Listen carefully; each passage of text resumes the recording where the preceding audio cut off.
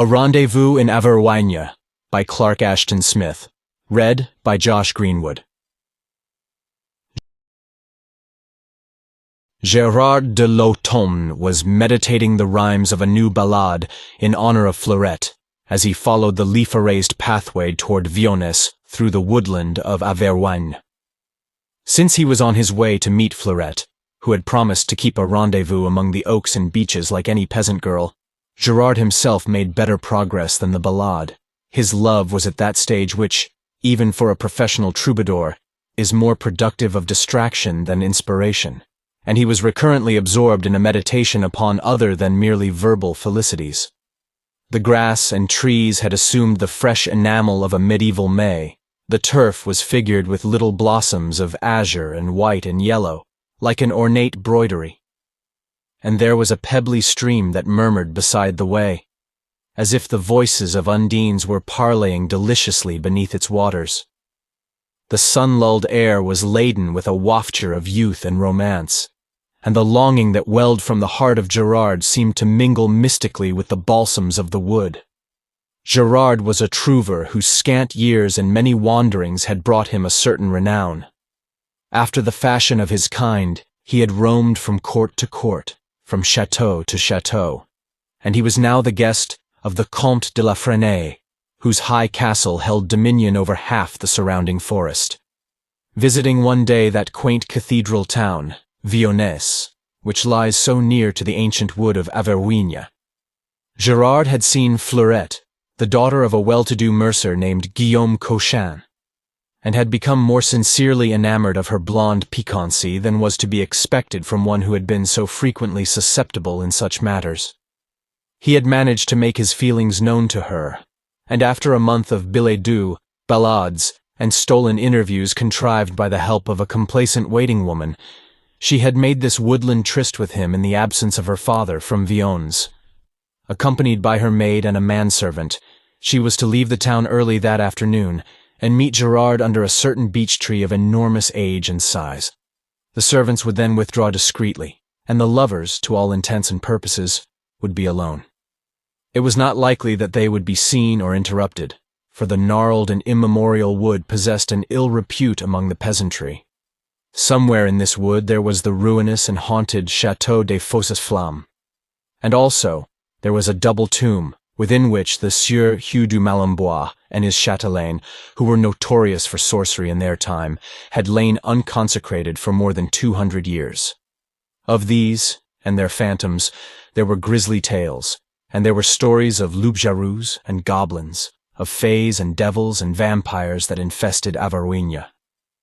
But to these tales, Gérard had given little heed, considering it improbable that such creatures would fare abroad in open daylight.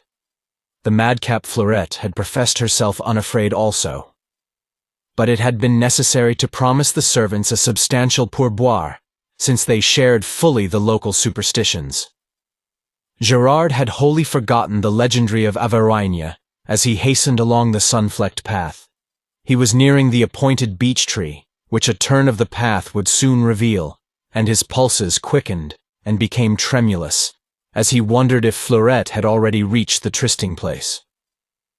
He abandoned all effort to continue his ballad, which, in the 3 miles he had walked from La Fresnaye, had not progressed beyond the middle of a tentative first stanza. His thoughts were such as would befit an ardent and impatient lover.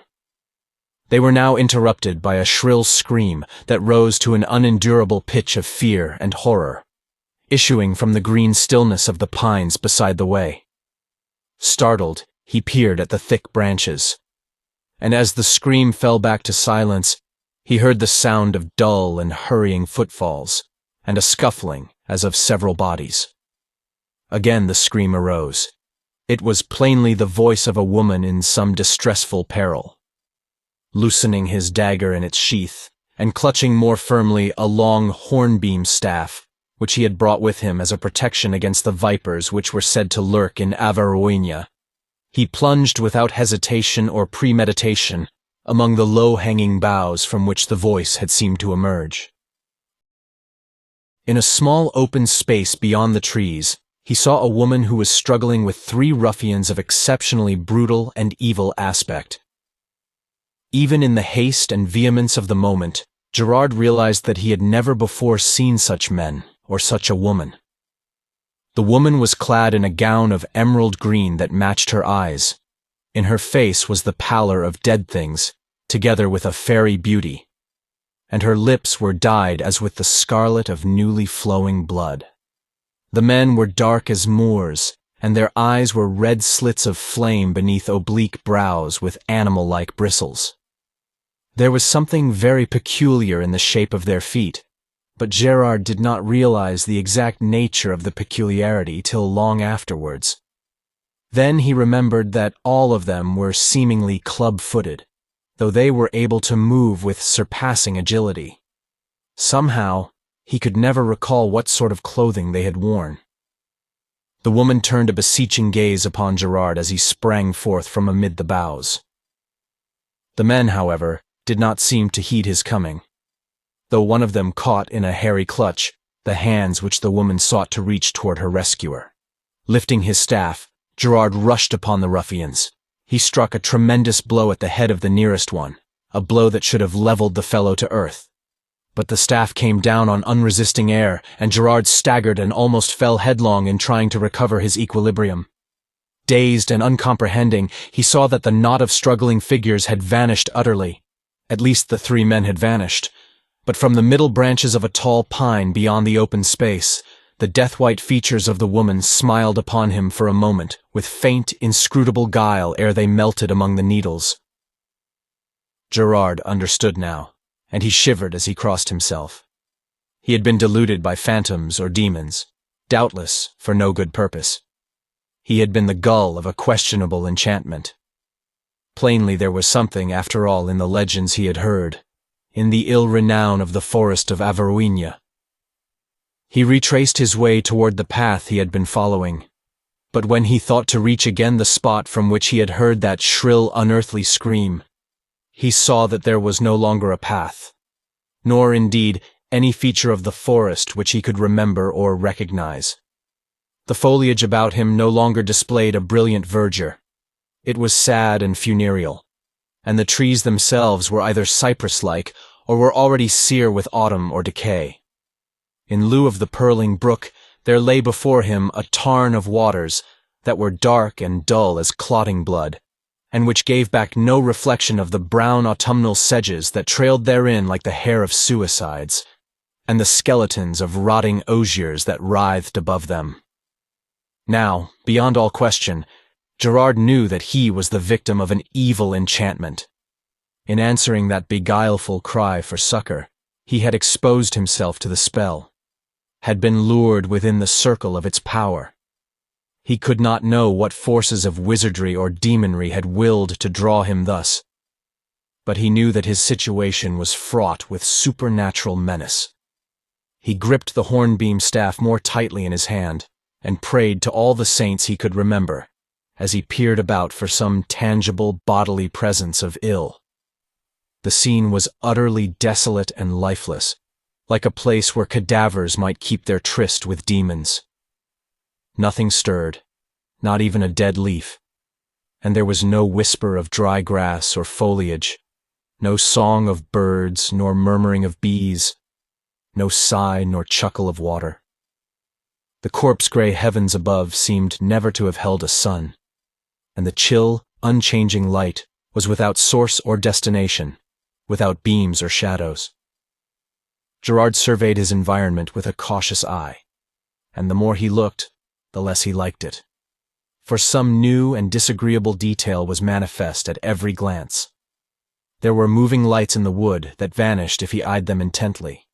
There were drowned faces in the tarn that came and went like livid bubbles before he could discern their features. And peering across the lake, he wondered why he had not seen the many-turreted castle of hoary stone, whose nearer walls were based in the dead waters. It was so gray and still and vasty that it seemed to have stood for incomputable ages between the stagnant tarn and the equally stagnant heavens. It was ancienter than the world. It was older than the light. It was coeval with fear and darkness, and a horror dwelt upon it and crept unseen but palpable along its bastions. There was no sign of life about the castle, and no banners flew above its turrets or its donjon. But Gerard knew, as surely as if a voice had spoken aloud to warn him, that here was the fountainhead of the sorcery by which he had been beguiled. A growing panic whispered in his brain. He seemed to hear the rustle of malignant plumes, the mutter of demonian threats and plottings. He turned and fled among the funereal trees. Amid his dismay and bewilderment, even as he fled, he thought of Fleurette and wondered if she were awaiting him at their place of rendezvous, or if she and her companions had also been enticed and led astray in a realm of damnable unrealities. He renewed his prayers and implored the saints for her safety as well as his own. The forest through which he ran was a maze of bafflement and eeriness.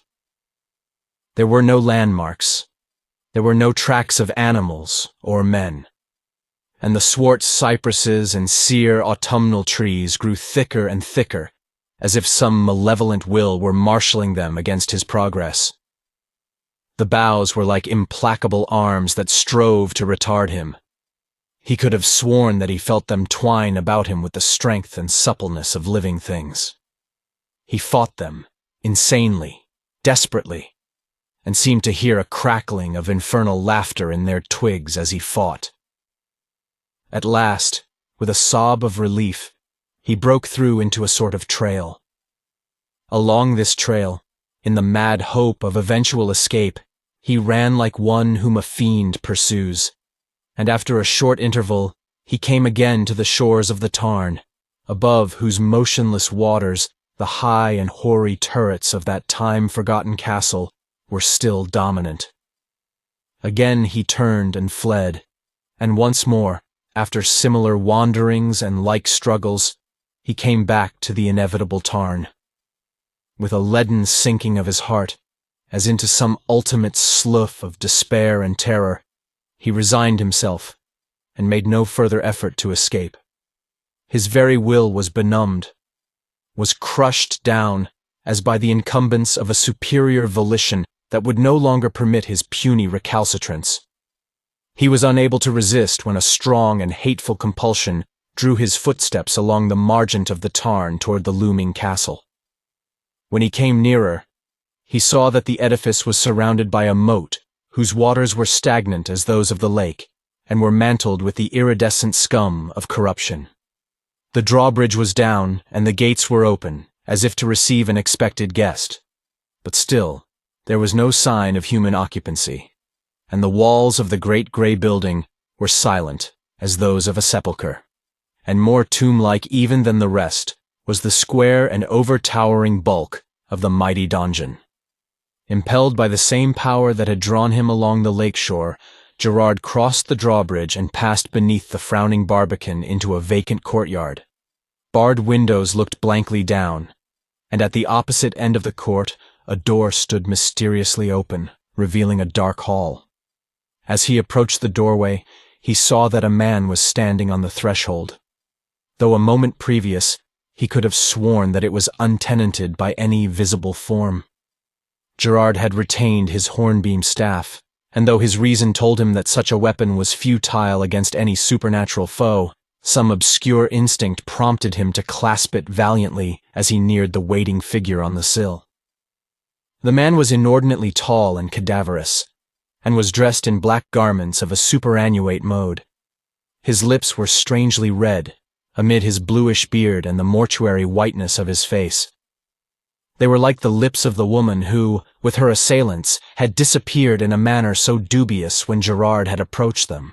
His eyes were pale and luminous as marsh lights, and Gerard shuddered at his gaze and at the cold, ironic smile of his scarlet lips that seemed to reserve a world of secrets all too dreadful and hideous to be disclosed. "I am the Sieur du Malembois," the man announced. His tones were both unctuous and hollow, and served to increase the repugnance felt by the young troubadour.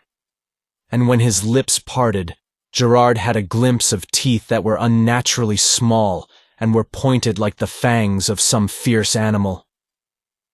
"Fortune has willed that you should become my guest," the man went on. "The hospitality which I can proffer you is rough and inadequate, and it may be that you will find my abode a trifle dismal. But at least I can assure you of a welcome no less ready than sincere." "I thank you for your kind offer," said Gerard. "But I have an appointment with a friend, and I seem in some unaccountable manner to have lost my way. I should be profoundly grateful if you would direct me toward Viones. There should be a path not far from here, and I have been so stupid as to stray from it."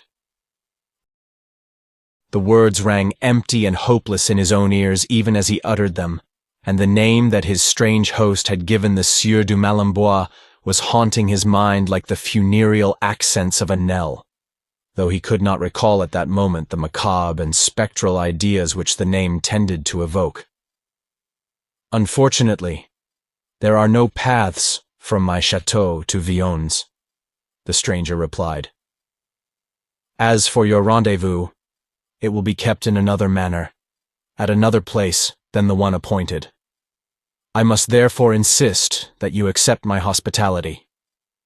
Enter, I pray, but leave your hornbeam staff at the door. You will have no need of it any longer." Gerard thought that he made a moue of distaste and aversion with his over-red lips as he spoke the last sentences, and that his eyes lingered on the staff with an obscure apprehensiveness. And the strange emphasis of his words and demeanor served to awaken other phantasmal and macabre thoughts in Gerard's brain, though he could not formulate them fully till afterwards, and somehow he was prompted to retain the weapon, no matter how useless it might be against an enemy of spectral or diabolic nature. So he said, "I must crave your indulgence if I retain the staff. I have made a vow to carry it with me, in my right hand or never beyond arm's reach, till I have slain 2 vipers." "That is a queer vow," rejoined his host. "However, bring it with you if you like. It is of no matter to me if you choose to encumber yourself with a wooden stick." He turned abruptly, motioning Gerard to follow him. The troubadour obeyed unwillingly, with one rearward glance at the vacant heavens and the empty courtyard. He saw with no great surprise that a sudden and furtive darkness had closed in upon the chateau without moon or star, as if it had been merely waiting for him to enter before it descended. It was thick as the folds of a cerecloth. It was airless and stifling like the gloom of a sepulchre that has been sealed for ages.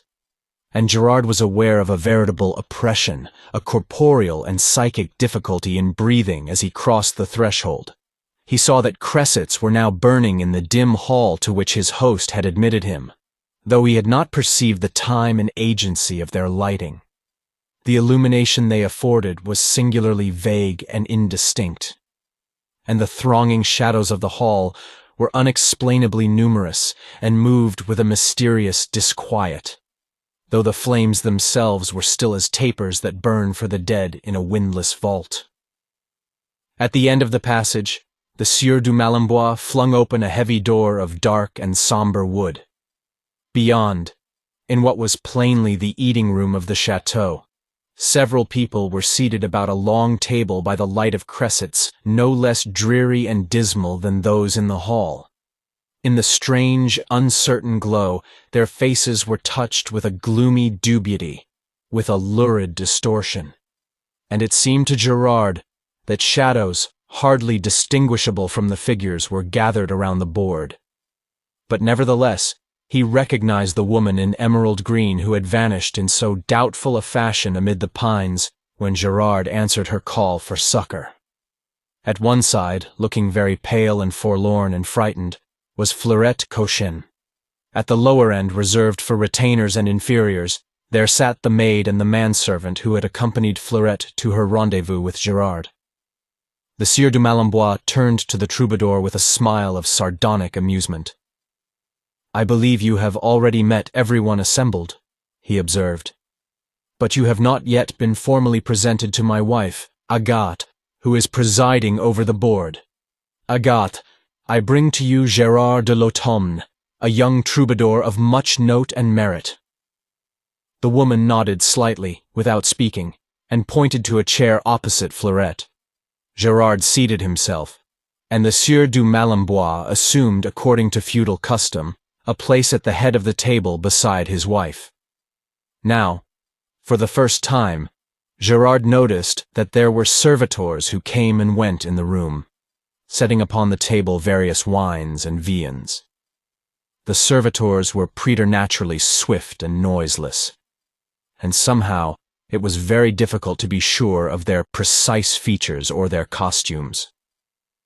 They seemed to walk in an adumbration of sinister, insoluble twilight. But the troubadour was disturbed by a feeling that they resembled the swart, demoniac ruffians who had disappeared together with the woman in green when he approached them. The meal that ensued was a weird and funereal affair. A sense of insuperable constraint, of smothering horror and hideous oppression was upon Gerard. And though he wanted to ask Fleurette 100 questions, and also demand an explanation of sundry matters from his host and hostess, he was totally unable to frame the words or to utter them. He could only look at Fleurette, and read in her eyes a duplication of his own helpless bewilderment and nightmare thraldom. Nothing was said by the Sieur du Malembois and his lady, who were exchanging glances of a secret and baleful intelligence all through the meal. And Fleurette's maid and manservant were obviously paralyzed by terror, like birds beneath the hypnotic gaze of deadly serpents. The foods were rich and of strange savor, and the wines were fabulously old, and seemed to retain in their topaz or violet depths the unextinguished fire of buried centuries. But Gerard and Fleurette could barely touch them, and they saw that the Sieur du Malembois and his lady did not eat or drink at all.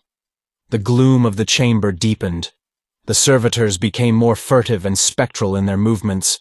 The stifling air was laden with unformulable menace, was constrained by the spell of a black and lethal necromancy. Above the aromas of the rare foods, the bouquets of the antique wines, there crept forth the choking mustiness of hidden vaults and embalmed centurial corruption, together with the ghostly spice of a strange perfume that seemed to emanate from the person of the chatelaine. And now Gerard was remembering many tales from the legendary of Averoigne, which he had heard and disregarded, was recalling the story of a Sieur du Malembois and his lady, the last of the name and the most evil, who had been buried somewhere in this forest hundreds of years ago, and whose tomb was shunned by the peasantry, since they were said to continue their sorceries even in death. He wondered what influence had bedrugged his memory, that he had not recalled it wholly when he had first heard the name, and he was remembering other things and other stories, all of which confirmed his instinctive belief regarding the nature of the people into whose hands he had fallen. Also, he recalled a folklore superstition concerning the use to which a wooden stake can be put, and realized why the Sieur du Malembois had shown a peculiar interest in the hornbeam staff. Gerard had laid the staff beside his chair when he sat down, and he was reassured to find that it had not vanished. Very quietly and unobtrusively, he placed his foot upon it. The uncanny meal came to an end, and the host and his chatelaine arose. "I shall now conduct you to your rooms," said the Sieur du Malembois, including all of his guests in a dark, inscrutable glance. "Each of you can have a separate chamber if you so desire, or Fleurette Cochin and her maid Angelique can remain together, and the manservant Raoul can sleep in the same room with Monsieur Gerard." A preference for the latter procedure was voiced by Fleurette and the troubadour. The thought of uncompanioned solitude in that castle of timeless midnight and nameless mystery was abhorrent to an insupportable degree. The four were now led to their respective chambers, on opposite sides of a hall whose length was but indeterminately revealed by the dismal lights. Fleurette and Gerard bade each other a dismayed and reluctant good night beneath the constraining eye of their host. Their rendezvous was hardly the one which they had thought to keep, and both were overwhelmed by the supernatural situation, amid whose dubious horrors and ineluctable sorceries they had somehow become involved. And no sooner had Gerard left Fleurette than he began to curse himself for a poltroon, because he had not refused to part from her side, and he marveled at the spell of drug-like involition that had bedrowsed all his faculties. It seemed that his will was not his own, but had been thrust down and throttled by an alien power. The room assigned to Gerard and Raoul was furnished with a couch and a great bed whose curtains were of antique fashion and fabric. It was lighted with tapers that had a funereal suggestion in their form, and which burned dully in an air that was stagnant with the mustiness of dead years. "May you sleep soundly," said the Sieur du Malinbois. The smile that accompanied and followed the words was no less unpleasant than the oily and sepulchral tone in which they were uttered. The troubadour and the servant were conscious of profound relief when he went out and closed the leaden-clanging door, and their relief was hardly diminished even when they heard the click of a key in the lock. Gerard was now inspecting the room, and he went to the one window, through whose small and deep-set panes he could see only the pressing darkness of a night that was veritably solid, as if the whole place were buried beneath the earth and were closed in by clinging mold. Then, with an access of unsmothered rage at his separation from Fleurette, he ran to the door and hurled himself against it. He beat upon it with his clenched fists, but in vain. Realizing his folly, and desisting at last, he turned to Raoul. "Well, Raoul," he said, "what do you think of all this?"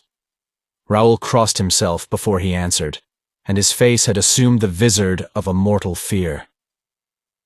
"I think, messire," he finally replied, "that we have all been decoyed by a malefic sorcery, and that you, myself, the demoiselle Fleurette, and the maid Angelique are all in deadly peril of both soul and body." "That also is my thought," said Gerard, "and I believe it would be well that you and I should sleep only by turns, and that he who keeps vigil should retain in his hands my hornbeam staff, whose end I shall now sharpen with my dagger. I am sure that you know the manner in which it should be employed if there are any intruders, for if such should come, there would be no doubt as to their character and their intentions. We are in a castle which has no legitimate existence, as the guests of people who have been dead, or supposedly dead, for more than 200 years, and such people, when they stir abroad, are prone to habits which I need not specify." "Yes, messire," Raoul shuddered, but he watched the sharpening of the staff with considerable interest. Gerard whittled the hard wood to a lance-like point, and hid the shavings carefully. He even carved the outline of a little cross near the middle of the staff, thinking that this might increase its efficacy, or save it from molestation. Then, with the staff in his hand, he sat down upon the bed, where he could survey the litten room from between the curtains.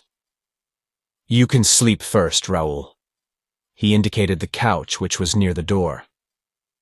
The two conversed in a fitful manner for some minutes. After hearing Raoul's tale of how Fleurette, Angelique, and himself had been led astray by the sobbing of a woman amid the pines, and had been unable to retrace their way, the troubadour changed the theme, and henceforth he spoke idly and of matters remote from his real preoccupations, to fight down his torturing concern for the safety of Fleurette. Suddenly he became aware that Raoul had ceased to reply, and saw that the servant had fallen asleep on the couch. At the same time, an irresistible drowsiness surged upon Gerard himself, in spite of all his volition, in spite of the eldritch terrors and forebodings that still murmured in his brain. He heard through his growing hebetude a whisper as of shadowy wings in the castle halls. He caught the sibilation of ominous voices, like those of familiars that respond to the summoning of wizards, and he seemed to hear, even in the vaults and towers and remote chambers, the tread of feet that were hurrying on malign and secret errands. But oblivion was around him like the meshes of a sable net, and it closed in relentlessly upon his troubled mind and drowned the alarms of his agitated senses. When Gerard awoke at length, the tapers had burned to their sockets, and a sad and sunless daylight was filtering through the window. The staff was still in his hand, and though his senses were still dull with the strange slumber that had drugged them, He felt that he was unharmed. But peering between the curtains, he saw that Raoul was lying mortally pale and lifeless on the couch, with the air and look of an exhausted moribund. He crossed the room and stooped above the servant. There was a small red wound on Raoul's neck, and his pulses were slow and feeble, like those of one who has lost a great amount of blood. His very appearance was withered and vein-drawn, and a phantom spice arose from the couch, a lingering wraith of the perfume worn by the chatelaine Agathe. Gerard succeeded at last in arousing the man, but Raoul was very weak and drowsy. He could remember nothing of what had happened during the night, and his horror was pitiful to behold when he realized the truth. "It will be your turn next, Messire," he cried. "These vampires mean to hold us here amid their unhallowed necromancies till they have drained us of our last drop of blood. Their spells are like mandragora, or the sleepy syrups of Cathay, and no man can keep awake in their despite." Gerard was trying the door, and somewhat to his surprise he found it unlocked. The departing vampire had been careless in the lethargy of her repletion. The castle was very still, and it seemed to Gerard that the animating spirit of evil was now quiescent, that the shadowy wings of horror and malignity, the feet that had sped on baleful errands, the summoning sorcerers, the responding familiars, were all lulled in a temporary slumber. He opened the door, he tiptoed along the deserted hall, and knocked at the portal of the chamber allotted to Fleurette and her maid. Fleurette, fully dressed, answered his knock immediately, and he caught her in his arms without a word, searching her wan face with a tender anxiety. Over her shoulder he could see the maid, Angelique, who was sitting listlessly on the bed with a mark on her white neck similar to the wound that had been suffered by Raoul. He knew, even before Fleurette began to speak, that the nocturnal experiences of the demoiselle and her maid had been identical with those of himself and the manservant. While he tried to comfort Fleurette and reassure her, his thoughts were now busy with a rather curious problem. No one was abroad in the castle, and it was more than probable that the Sieur du Malembois and his lady were both asleep after the nocturnal feast which they had undoubtedly enjoyed. Gerard pictured to himself the place and the fashion of their slumber, and he grew even more reflective as certain possibilities occurred to him. "Be of good cheer, sweetheart," he said to Fleurette. "It is in my mind that we may soon escape from this abominable mesh of enchantments. But I must leave you for a little and speak again with Raoul, whose help I shall require in a certain matter." He went back to his own chamber. The manservant was sitting on the couch and was crossing himself feebly and muttering prayers with a faint, hollow voice. "Raoul," said the troubadour a little sternly, "you must gather all your strength and come with me. Amid the gloomy walls that surround us, the somber ancient halls, the high towers and the heavy bastions, there is but one thing that veritably exists, and all the rest is a fabric of illusion. We must find the reality whereof I speak, and deal with it like true and valiant Christians.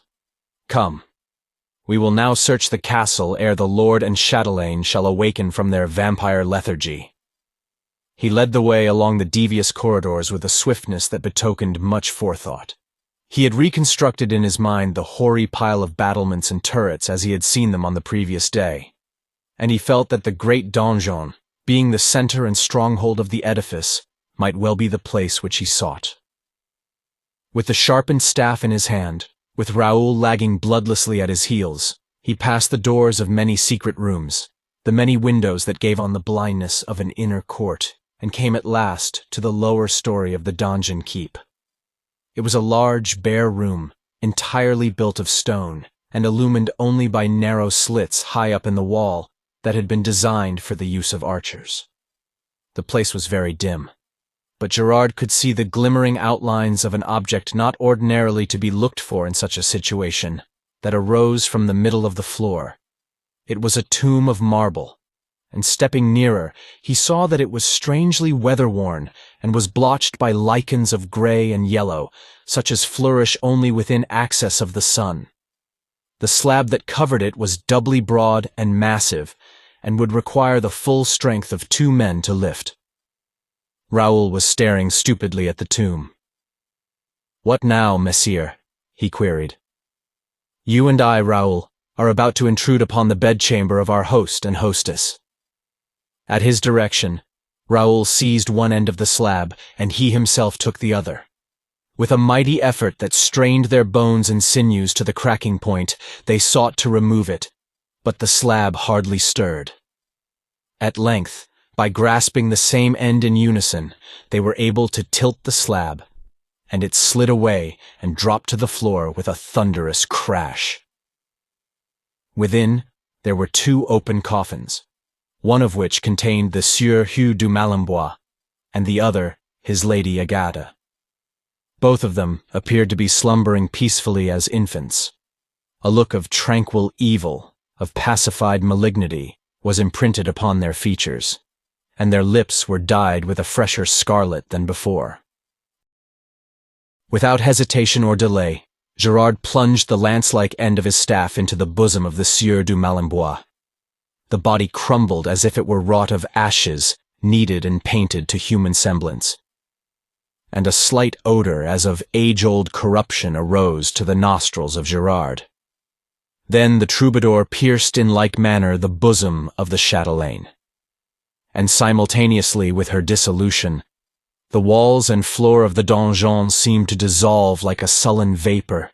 They rolled away on every side with a shock as of unheard thunder. With a sense of weird vertigo and confusion, Gerard and Raoul saw that the whole chateau had vanished like the towers and battlements of a bygone storm, that the dead lake and its rotting shores no longer offered their malefical illusions to the eye. They were standing in a forest glade, in the full, unshadowed light of the afternoon sun, and all that remained of the dismal castle was the lichen-mantled tomb that stood open beside them.